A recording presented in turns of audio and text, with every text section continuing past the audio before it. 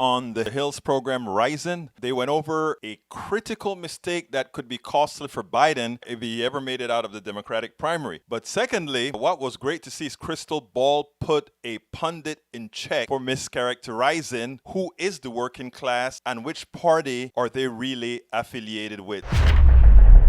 This moment immediately caught Krystal and I's eye. It may not sink him in the primary. I'm going to hear it. If he's the nominee, we're going to hear this stupid sound every goddamn day of the general election. Let's take a listen. Lately, Vice President Biden, I'd like to ask you, 3 consecutive American presidents have enjoyed stints of explosive economic growth due to a boom in oil and natural gas production. As president, would you be willing to sacrifice some of that growth, even knowing potentially that it could displace thousands, maybe hundreds of thousands of blue-collar workers in the interest of transitioning to that greener economy? The answer is yes. Not the way you answer that question, Joe. That is Hillary coal mining. We got to put coal miners out of work level bad.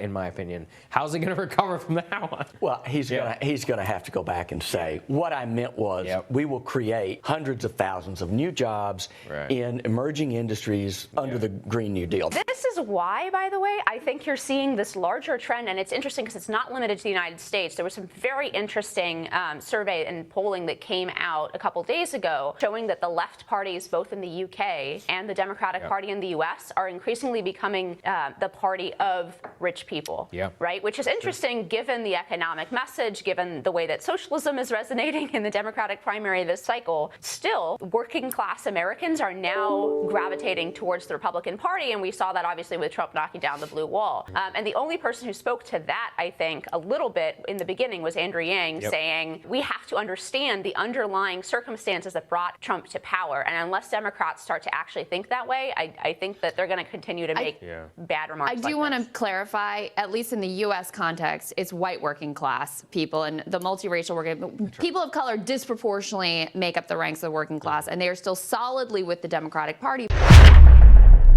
Krystal Ball, that is one of the reasons I like the Rising, because when we have the spin from the mainstream media, pundits like that can go on board and give all kind of nice sounding rhetoric that's really false. Right now, the only issue is the white working class voting against their own interests. If the white working class began to vote in their interests, all the others that need to vote in their interests are already doing so. Krystal Ball, good job.